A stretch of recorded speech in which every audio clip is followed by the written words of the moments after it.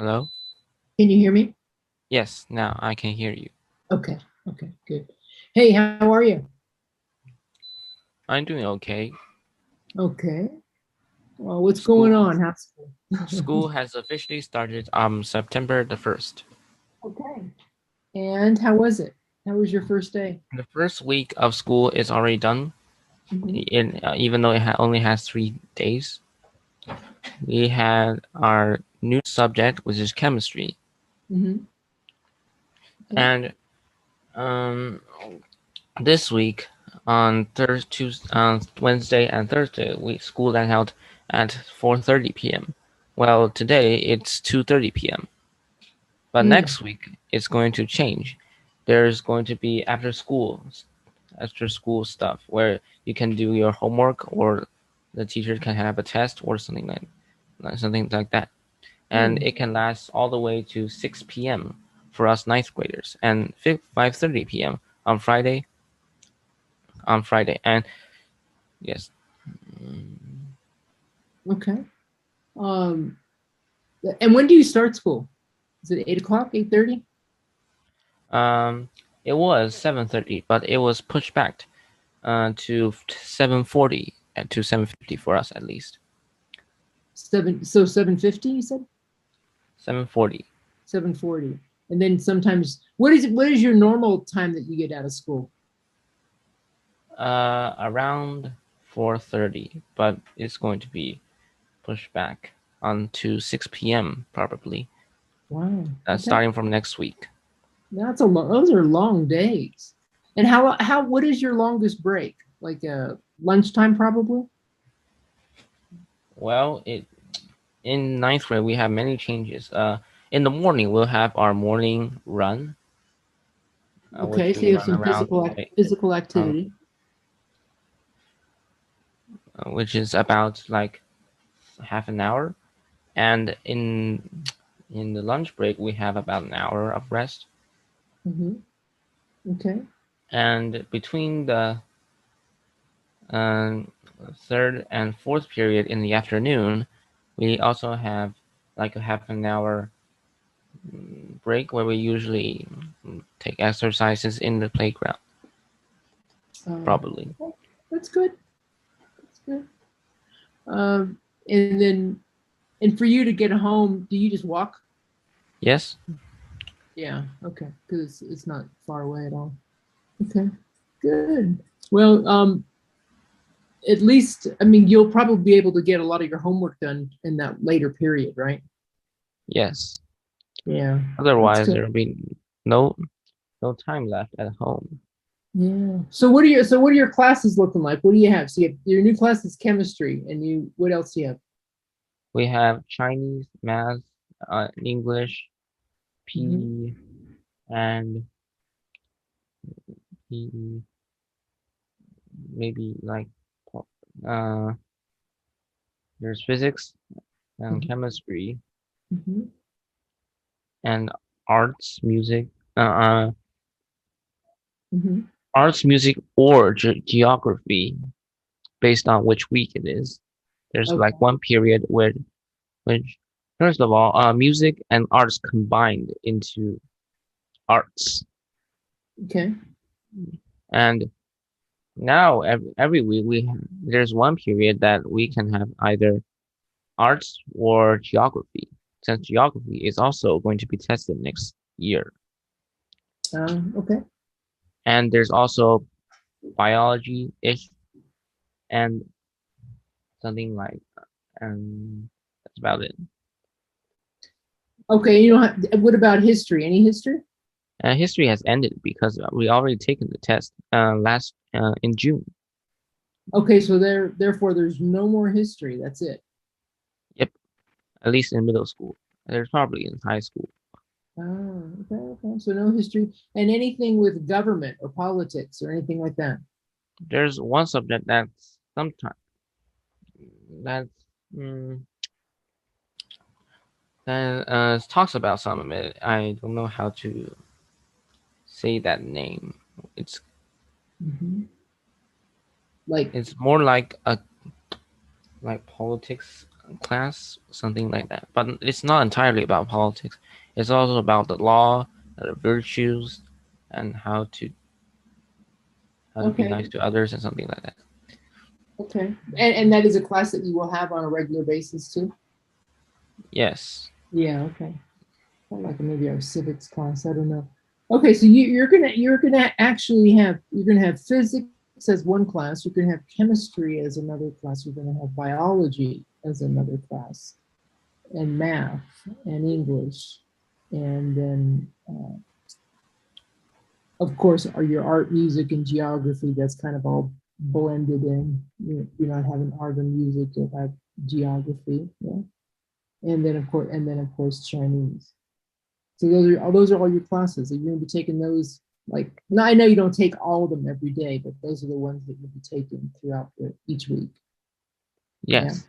And Okay. some days we have two classes of the major subjects. On Monday and Thursday, we have two math classes in a row. And Two more. Okay. and on Wednesday, I believe there's two Chinese classes in a row. Okay. Wow. Well, it does. It sounds like you got a full schedule, Z. Yes. I mean, that's a lot of work. Uh, There's also a very big twist to the school year because the government or the school board or something like thought we were having too much pressure under the old school rules. So they made some very big changes, uh-huh. like you're not allowed to take other classes other than school on weekends, Mm. like online classes, and you go to somebody else's house to take classes or something like extra Uh-huh. classes. Uh-huh. And you are not allowed now to buy uh, buy like exercise books other than the ones school gives you. At least bring them to school, not use them in class. You said exercise? Yeah, we have exercise books for each subject, and we are not allowed to buy extra ones, like different ones, like the ones they sold on like Amazon, something like that, and not Mhm. bring them into class. So and the homework amount is not allowed to reach the 2 hour limit or something. Like we are not allowed to do homework for more than 1 or 2 hours. You mean outside of class or outside of like from school? I mean, teachers are not allowed to give too much homework, which is what I'm trying to say. Yeah, but how does a teacher? So okay, if you have 2 hours, you're not supposed to have more than 2 hours of homework. That's collectively, correct? That's with Yes, all your correct. classes combined. Okay, so how does a teacher know? The amount of homework that other teachers give. I mean, so it's like each teacher can only give just a little bit of homework. So collectively, it would be no more than 2 hours. And what constitutes, little or how much? I mean, that can be very subjective. I don't know. Um, do they all get together and say, okay, we're only going to, like for Chinese, you're only going to answer the questions for, 1 through 5, and that's it. And then math is going to be just this. I mean, how do they know, you know, how much the other teachers are giving as homework? First of all, the homework is written on the blackboard, so other teachers can see it, and Oh. they can also communicate if they want with other teachers. So, and finally, they try to give smaller amounts of homework. Okay. So that those smaller amounts of homework, uh, you most likely you'll be able to do all of your homework at school in that later period of time, correct? I hope so. Okay. And and and you can't take online classes, but that's only on the weekends. So our classes are fine since it's Friday, correct? Well, I don't think this kind of classes actually includes in that category. Okay. I don't know. Okay. All right. Well, anyway. And there's another change, which is in the lunch break. After we have lunch, we're going to take like a 30-minute nap, where all the lights goes out, and we have to tighten up the curtains, and the homeroom basically goes dark. Okay, so you're really supposed to really like take a nap, take a rest, sleep. I Yeah. I haven't had that since kindergarten. Yeah, that's true. I mean, I'm sure most of you haven't. But I mean, have you experienced it already? Have you done it Yes, today. today? However, like 90% of us just do our homework and play with each other, and even Okay. just mm, just So just few people you kind of just are socializing with other people. You're not just really, in our seats. yeah, with you're talking to people next to you, behind you, something like that. And how about, is everybody wearing masks in school? Mm, Not really, Oh, because okay. tomorrow we are going to get vaccinated. Oh, okay. The whole school is, Oh, and it's like 8:30 in the morning for us ninth graders, mm-hmm. and we're going to take our parents with us and meet up at a school, and then take our shots and take our shots. Yes, Okay. And then you'll take another one like in a few weeks. Like they. I don't know. Hmm. We'll at least take one dose tomorrow. Mm-hmm. Okay. Well, and what about the And, teachers? Are all the teachers already vaccinated? yes, Yeah. and this isn't a choice. If you don't want to take the vaccine, you need to have medical proof that you can't take it Mm-hmm. from a doctor. There's like two or three people in our class who can't take the vaccine because of health issues. Okay. Okay. Um, but other than that, if you don't have a proven health issue, then you have to take the vaccine.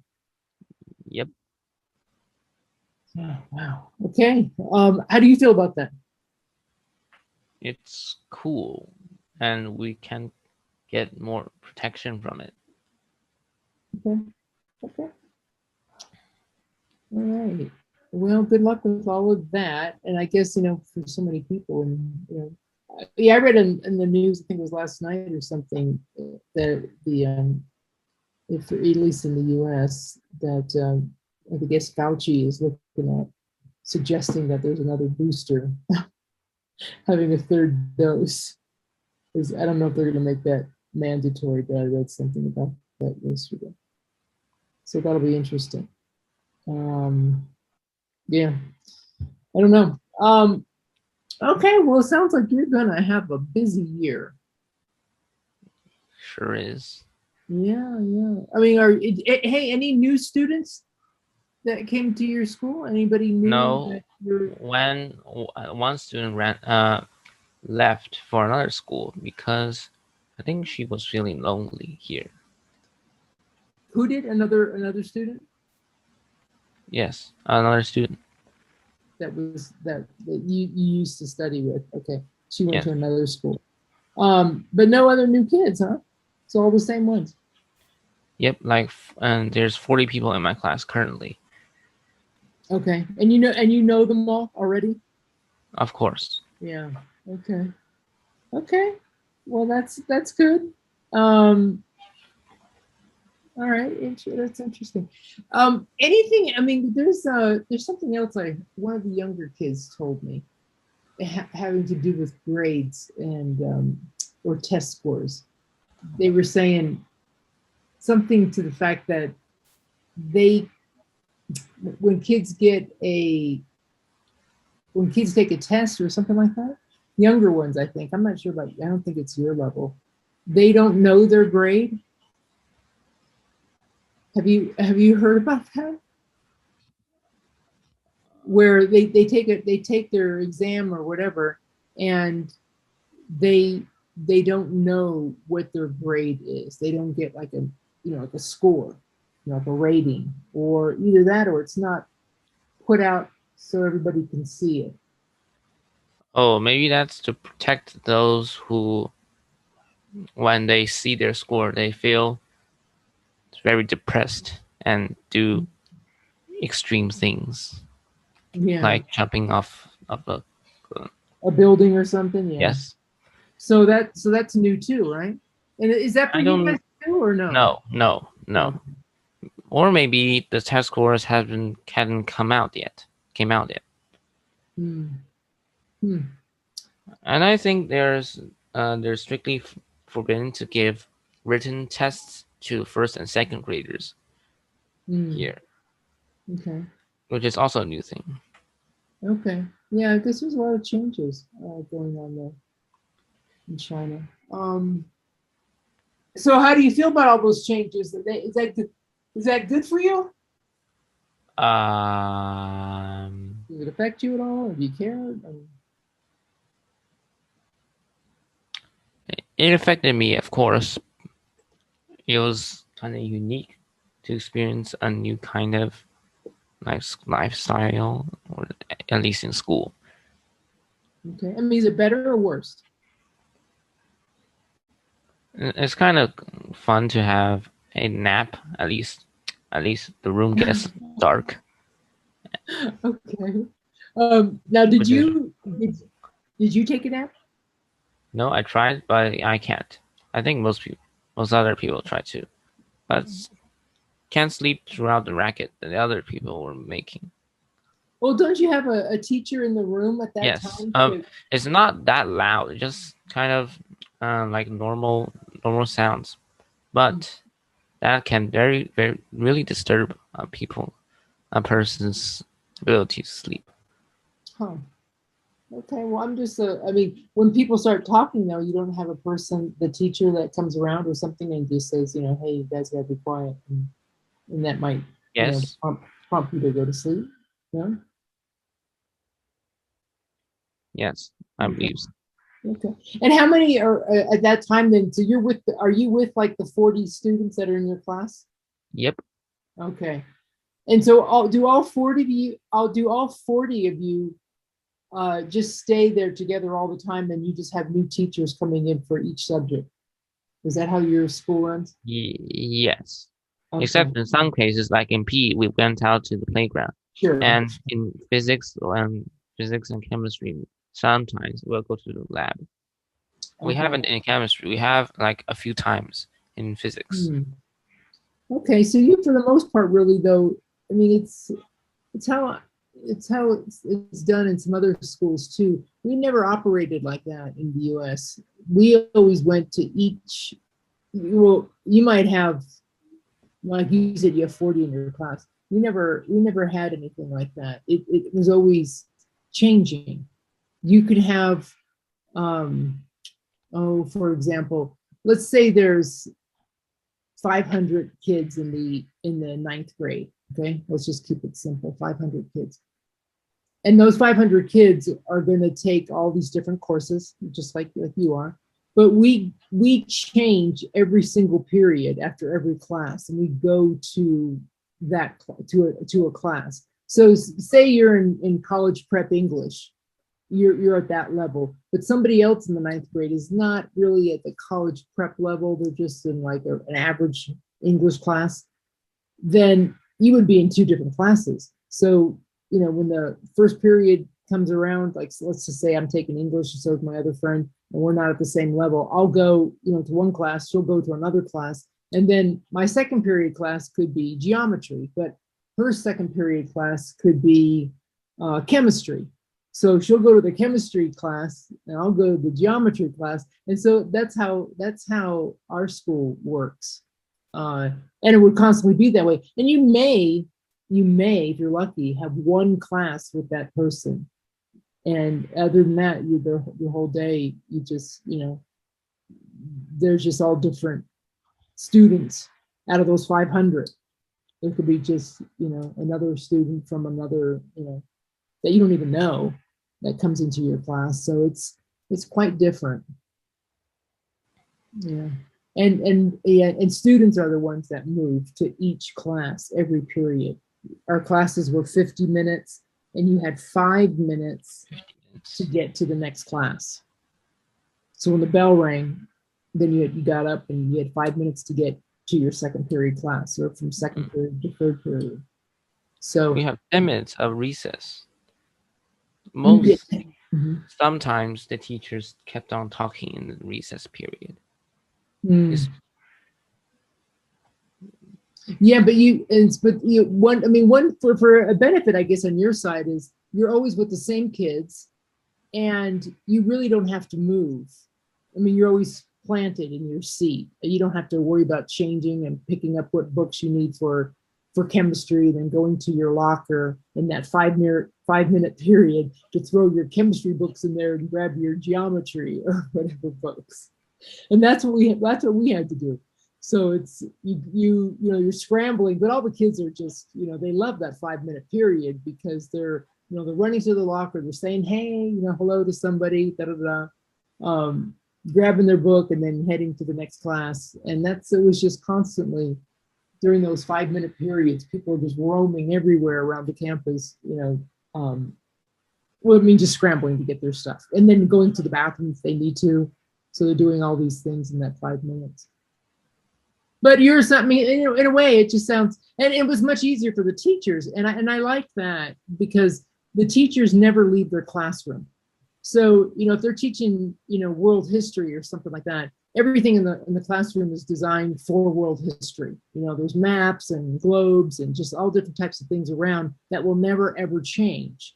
And so it's the kids that are just coming in, and so they see that environment, their surroundings that pertain to the subject that teacher is teaching, which I always thought that was pretty cool. And like if you went to biology class, you're going to see everything that you had to do with like biology, and it's going to be totally different than a math class would look like or anything like that. So teachers stay planted, and the kids are just moving, roaming around after every period. That's kind of So cool. yeah, it was, and like we didn't, like I said, like our books, everybody was assigned a locker, like one of those long, upright type of lockers with a combination, so you don't have to worry about keys and locks and all that. But you always had to remember your combination, and that was your locker for the entire year, and you could put anything in there. And so if they brought their lunch and things like that, they would put it in there, and whatever other things they wanted to put in there. So, and all the books were there. But that's so the kids just between each period when they went to get their book, they might have a notebook and whatever the class book, the textbook was for that subject, and that's all they carried. So they didn't have to carry backpacks and stuff like that. There was really no need for it, which is actually much healthier on your on your back, on your spine, not carrying all that weight of all those books, to every day to one place. And so you left your books in the locker, even over the weekend, if you weren't going to need them for anything. And I mean, it's not like you always had homework in every single subject where you needed your textbook. So, if you, for some reason, if you didn't need your, world history book or whatever, you would leave it in your locker. You just wouldn't bring it home. You would bring the textbooks home that you needed for your homework, especially like over the weekend or even that night or something. So yeah, it was pretty good. But I mean, your way sounds less to me. Your way sounds much like less stress on the student. They can kind of just relax. You have all your books, everything that you need for all your subjects in one place. And so you just pull out the book that you need for whatever teacher is coming in. That's what I gather. Is that pretty accurate? Yes, pretty accurate. Yeah. Yeah. And we So, used to have lockers in our classroom before we moved. Our mm, class bought them ourselves, and we had a key, an actual key to open them. uh-huh. Okay. And And I don't. yeah, good. And why is math split up in America? Like it's split up into geometry and trigonometry or something like that. Oh, because that's all you do. I mean, it's, you know, or algebra, or, you know, whether it's, yeah, like geometry, trigonometry, algebra 1, algebra 2, um, because that's what you have for the entire year. So, like your freshman year for us was ninth grade. A lot of us were in just algebra, and then in our sophomore year, everybody went into geometry, and then trigonometry, and then calculus or something like that. So that's what you studied the entire year. So yeah, I mean that's just how it is, and not everyone has to take all those classes, and which I actually I agree with, because if you're going to be, let's just say you were going to be maybe an electrician, you wanted to do something like that, maybe there's no need for you to take calculus. You'll never use it a day in your life. And so therefore it's not going to be a required subject for you. You know, if you're gonna now, if you have designs on becoming a doctor, or so, a scientist or something, in medicine, then you're gonna probably take everything related to medicine. You're gonna take anatomy. You're gonna take chemistry, biology, any kind of science class, physics, whatever. And you're going to take every class that pertains to whatever field of study you're going to go into. If you wanted to be let's say you're going to go into designing, or like graphic artist or something like that, you're not going to take a lot of math classes. You're going to take a lot more, art and humanities classes or things like that. It's so, which I like. I think that makes more sense to take all the subjects that you feel that are going to be, helpful for your future. And obviously there's always required classes, like everyone has to take, government, history, English, all 4 years. I remember our high school started at ninth grade. So the grade you're in now, you would be in high school. So you would have required courses to take each year of high school. So, for example, in ninth grade, everyone had to take CSR. And we go, what's CSR? And that stood for California Safety Requirements or something like that. And it was really useful because it talked about the government of the state of California and all the things that were necessary to live in the state of California. And it was really quite interesting. And then in our sophomore year, and then also in our sophomore year, we had like driver's training, driver's education. And I don't think they offer that in schools anymore. I'm not sure. I think now it's all private. So if parents want their children to learn how to drive, they would allow them to take that class. But now I think it's all private. So, a parent would have to pay for it outside of school. But when I was going to school, we took driver's ed. It was only 6 or 9 weeks. So it wasn't a full semester. And everybody took it because, one, it was free because you're getting it in school. And if you took it and passed it, the course, the physical driving part and the written part, then you were able to get your learner's permit to drive. And all kids wanted to drive. When they were approaching 16 years old, they all want to know how to drive. And that was the law in California. You had to be 16 in order to get your driver's license. And most kids just wanted to do that. There was a few probably that didn't, but I didn't know any. So, and it was really cool because you had inside of this trailer, we had these driving simulators where everybody, you would sit down in your chair, in your seat. And it kind of reminded me of one of those kind of arcade games where you go into one of those places and you sit down like in the seat, and it simulates like you're actually driving on a road or a race or something like that. The road spinning, or, and you see all this stuff in front of you, like a child or a mother walking with her child, and you got to be able to put the brakes on. And it was actually really cool. And there were tests on those things, on those simulators. to see if, and that was just a simulator. And if you passed all of those, and like I said, the written part, you also had the actual driving experience where you had the your driving coach, and there was like 6 of them in each class, and there were 6 coaches, driving coaches, and they would go in the car with you, and there would be 5, I think 4 students and the teacher. So you would have one student in the front seat, driving with the teacher right next to you, and then you'd have your other 3 friends in the back seat, and you would actually go out and drive. And that was, you didn't do that every day, but I think twice a week we did it. So everyone loved Fridays, and I think it was like on Tuesday. And then the other 3 days you were in the in the simulators and doing the class written work. But it was really, I thought it was really beneficial, and it just everyone loved it. It was just a fun class. But you could fail, if you couldn't drive, or you couldn't, you did really bad in the simulators and try to pretend like it was like a game or something like that. I mean, and you made too many errors, you would actually fail. And you would not be able, if you didn't pass that class, you could not go down to the Department of Motor Vehicles and present your certificate that you passed that driver's training class, and you would not be able to get a learner's permit. So it was good.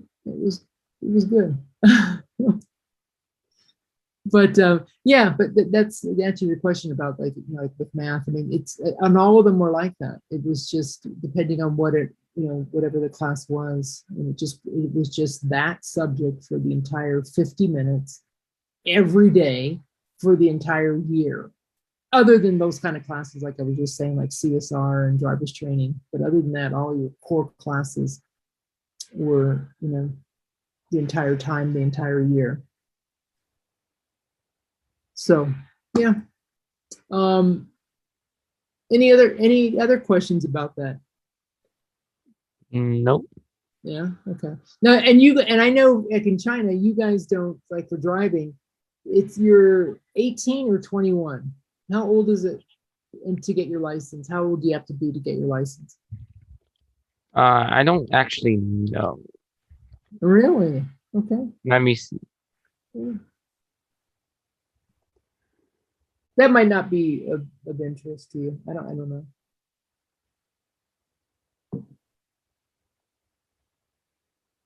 If you're not teaching or doing any of that in school, it's probably a minimum of 18, but probably 21.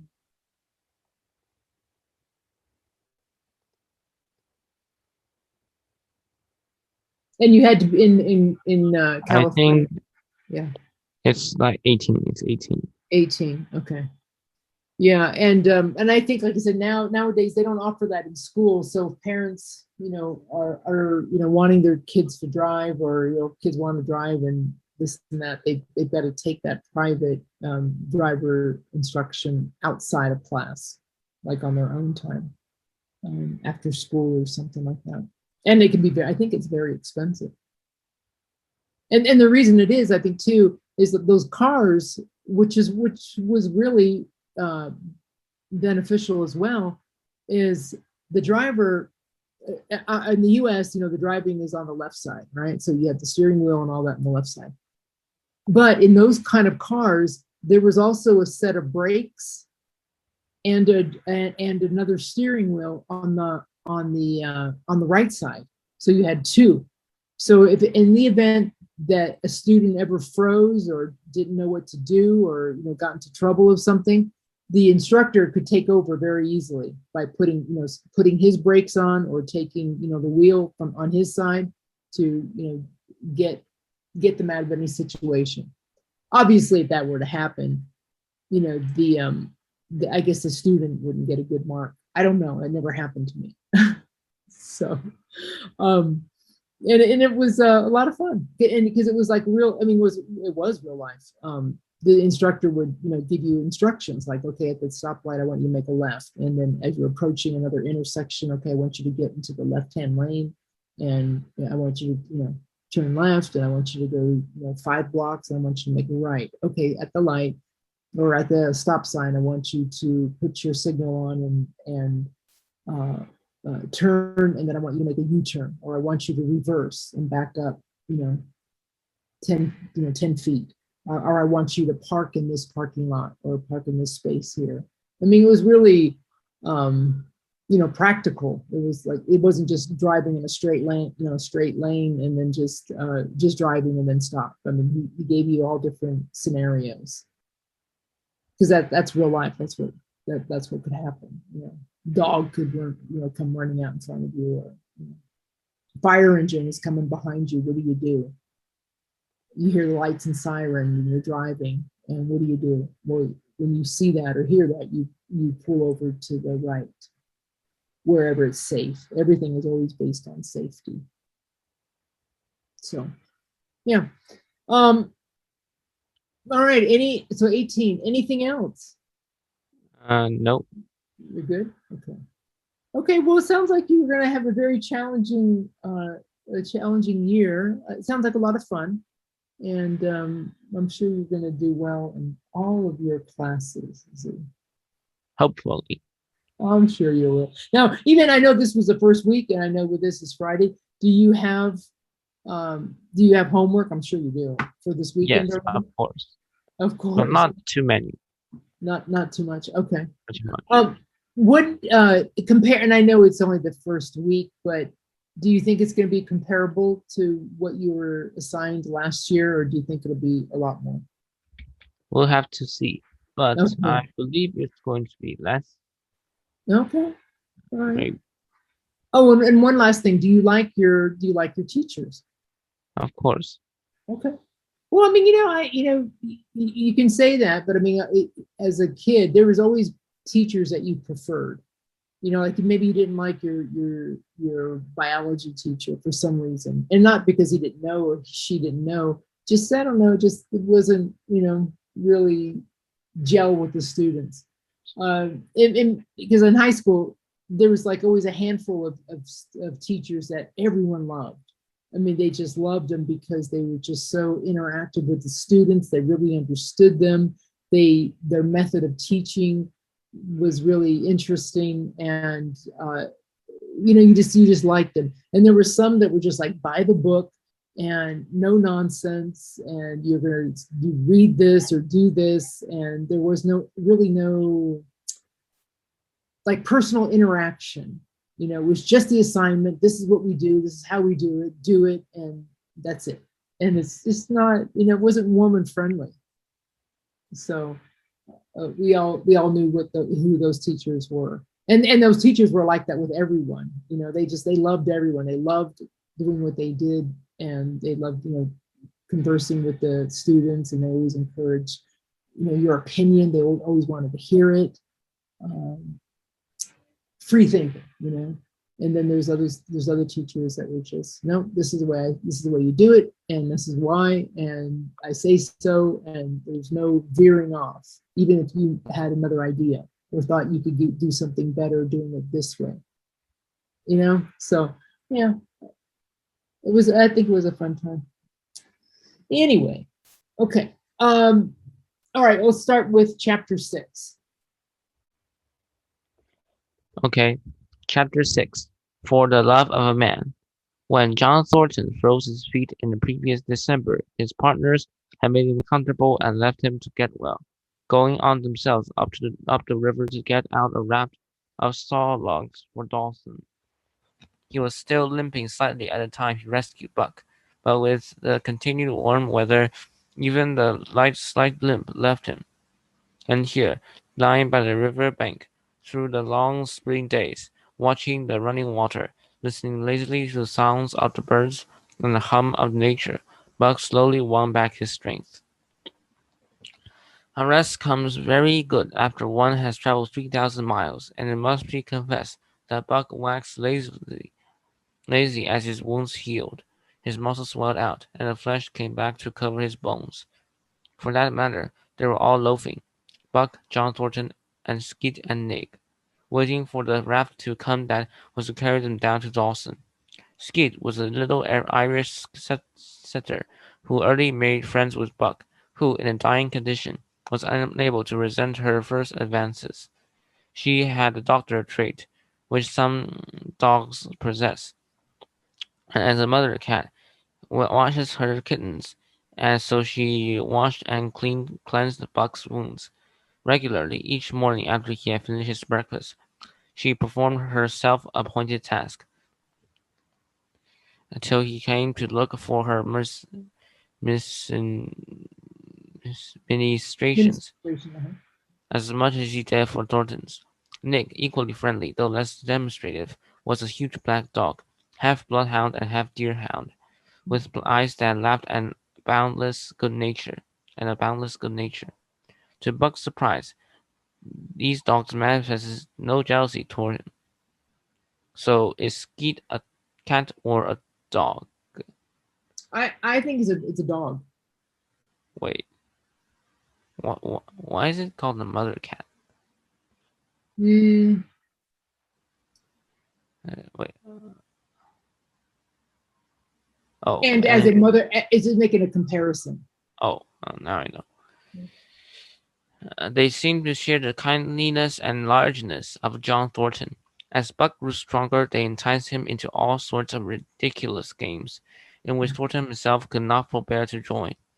And in this fashion, Buck romped through his Convalescent.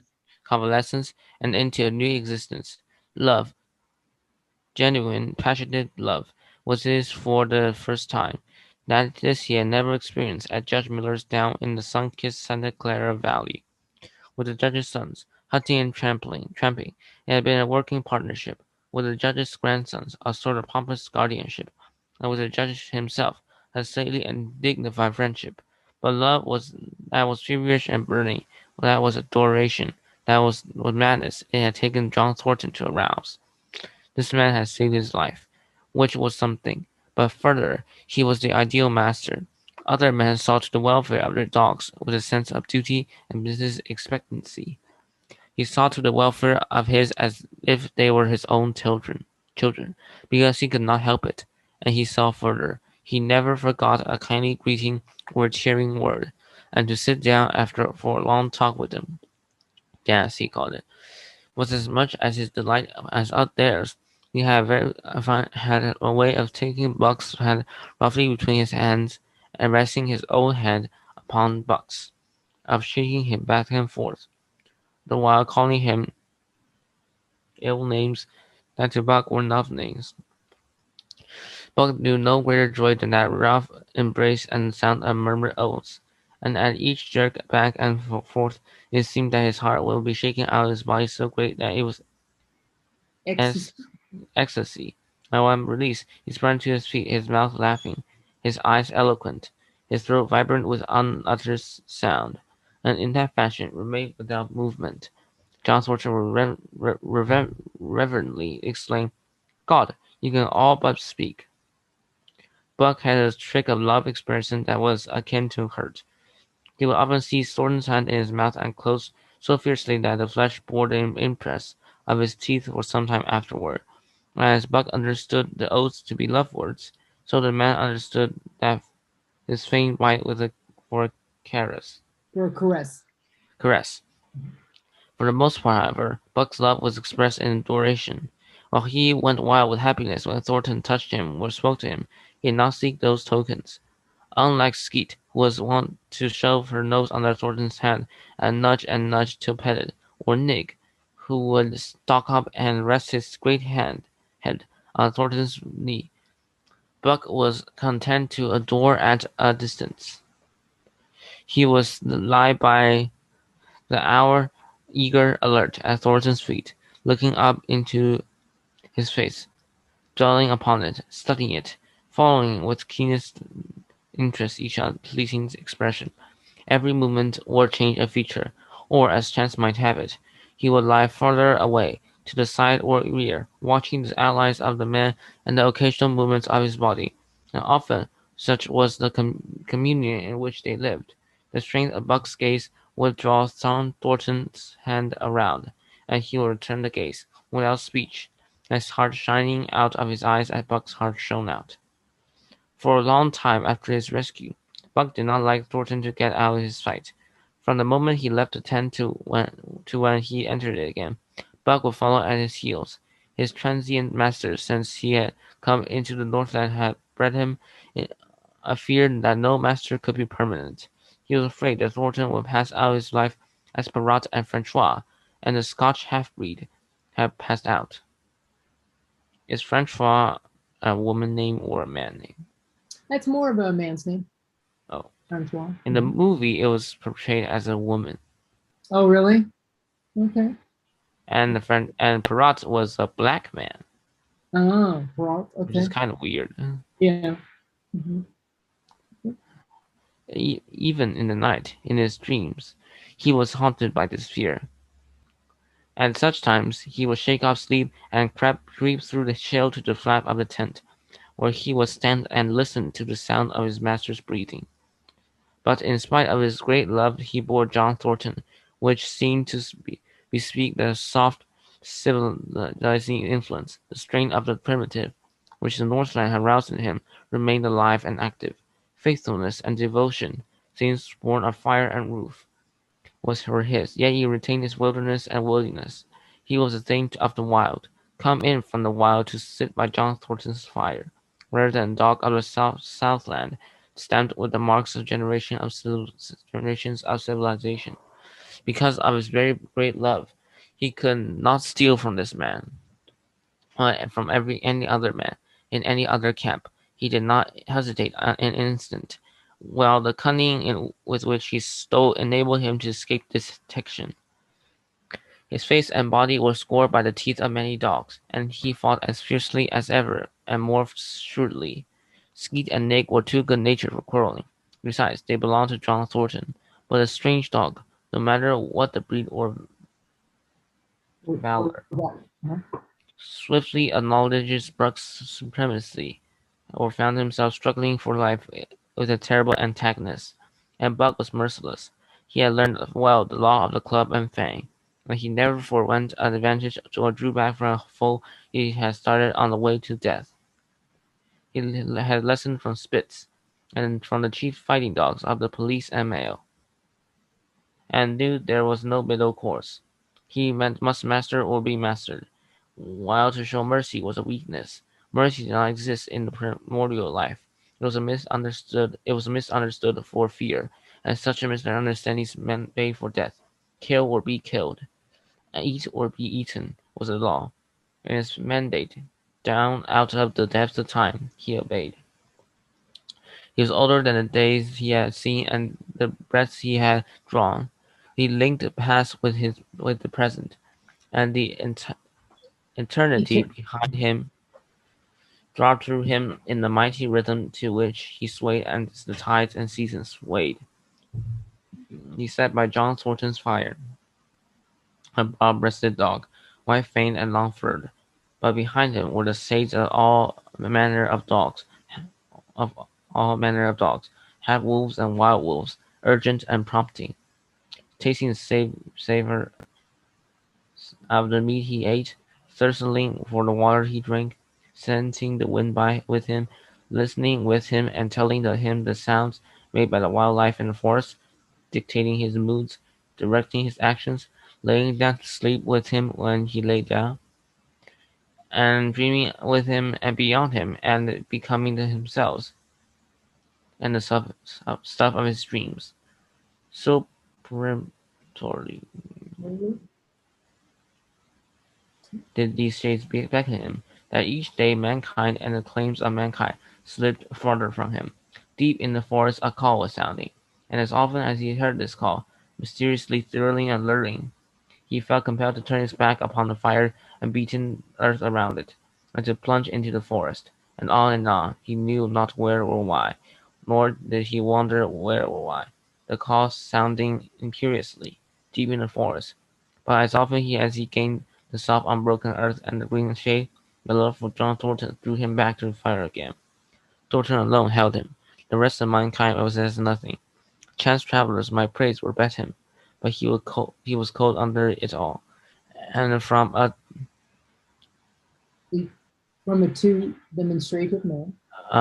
from a too demonstrative man, he would get up and walk away. When Thornton's partners, Hans and Pete, arrived on the long-expected raft. Buck refused to notice them until he learned they were close to Thornton. A- After that he tolerated them in a passive sort of way, accepting favors from them as though he favored them as by accepting. They were of the same large type as Thornton, living close to the earth, thinking simply as seeing clearly. And ere there swung the raft into the big eddy by the salt mill at Dawson. They understood Buck and his ways. They understood Buck and his ways, and did not insist upon Intimacy. intimacy, such as obtained with Skeet and Nig. For Thornton, however, his love seemed to grow and grow. He alone among men could put a pack on Buck's back in the summer traveling. Nothing was too great for Buck to do. When Thornton commanded, one day, they had grub-staked themselves from the perceive of the raft and left Dawson for the headwaters of Tanana. The man and dog were sitting on the crest of a cliff which fell away straight down to the naked bedrock 300 feet below. John Thornton was sitting near the edge, the Buck at his shoulder. The thoughtless whim seized Thornton, and he drew the attention of Hans and Pete to the experiment he had in mind. "Jump, Buck!" he commanded, sweeping his arm out and over the chasm. In the next instant he was grappling with Buck on the extreme edge, while Hans and Pete were dragging them back into safety. "It's uncanny," Pete said, after it was over and they had caught their speech. Thornton shook his head. "No, it was splendid, and it is terrible, too. Do you know, it sometimes makes me afraid. I'm not hankering to be the man that lays hands on you while he's around," Pete announced conclusively, nodding his head toward Buck. "By jingo," was Hans' contribution. "Not myself either. Not myself either." Why do It you was think? a Oh, hold on, hey Z. Why do you think he ordered Buck to do that? Why do you think John ordered Buck to jump? maybe because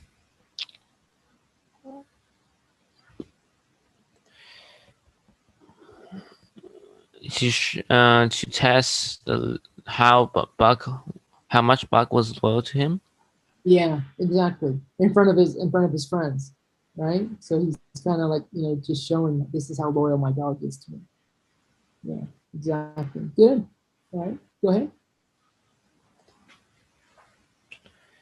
It was at Circle City, ere the year was out, that Pete's apprehensions were realized.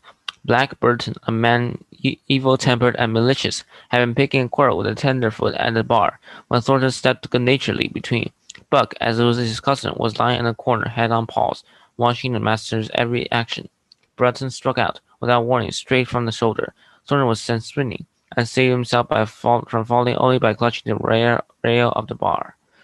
Those who were looking on had heard was neither bark nor yelp, but something that is best described as a roar, and they saw Buck's body rise up in the air as he leapt the floor for Burton's throat. Wow. The man saved his life by simply throwing out his arm, but it was hurled backward to the floor with Buck on top of him.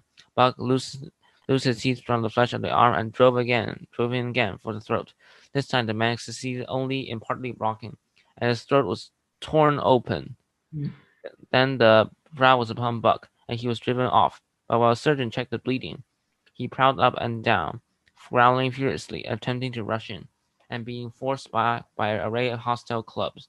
A miners' meeting, called on the spot, decided that the dog had sufficient provocation, and Buck was discharged, but his reputation was made, and from that day his name spread through every camp in Alaska. Okay. What do you think? So what do you think so far of Buck? He is he seemed to really loves John Thornton very much. I mean, and comparing that to what the other masters that he's had, and even his own, the judge from where he came from, um, who do you think he has more devotion to? Of course, it's John Thornton. Yeah, even from his original state, from coming where he came from, but yeah, it looks like he's really has this attachment now to John, and he's willing to do anything for him. Yeah.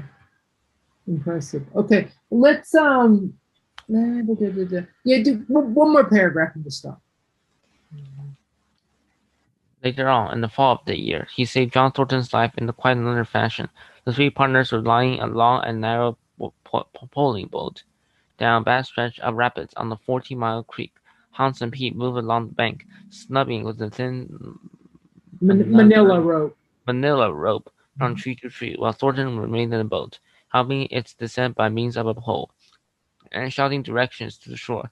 Buck on the bark bank, worried and anxious, kept abreast of the boat, his eyes never off his master. Okay. Well, let's stop here. Any good job though reading.